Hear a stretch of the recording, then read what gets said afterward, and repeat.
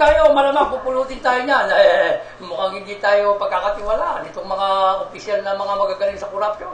Aba, hindi kasi tayo sanay mangurap. Baka tayo maging bopoy pagdating sa korupsyon. Itong mga pupundalat na natin kasama bitay, mga veterans na yan sa korupsyon.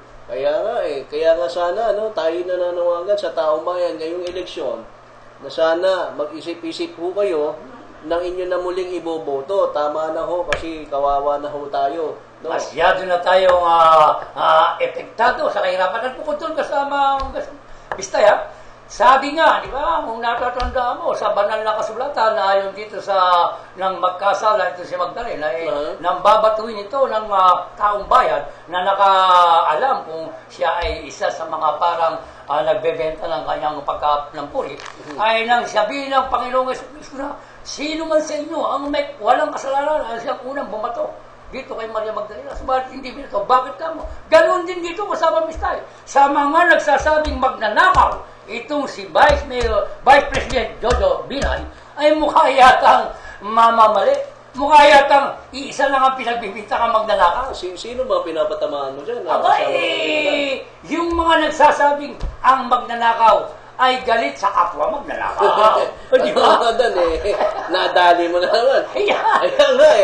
Kaya nga ikaw ay binasagan. Isubo mo kayo na kayo. Napaka-chismoso ko ito. Nagtataka tayo dyan kasamang Bintay dahil nga, hindi ba't may kasabihan tayo sa ating mga matatanda.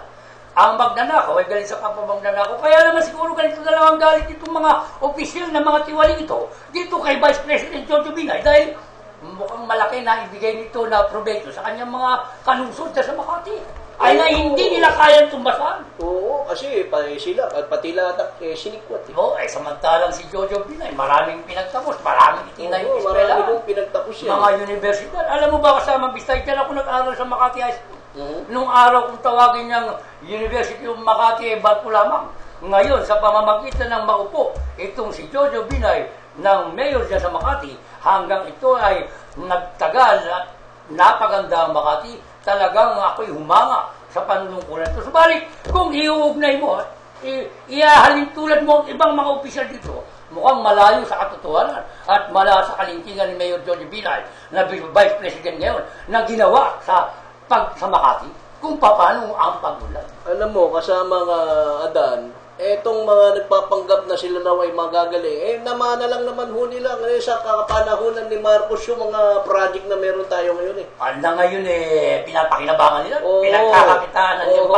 Yan ho ang kautakan ng ating late Ferdinand Marcos, no, mga kababayan, yung utak ho nun, yun ho ang ginagamit ng mga ilang politiko ngayon na pinapakinabangan nila ngayon. Na kung saan mukha yata mga ayaw pa yata matukoy ito na sila isa sa mga corruption.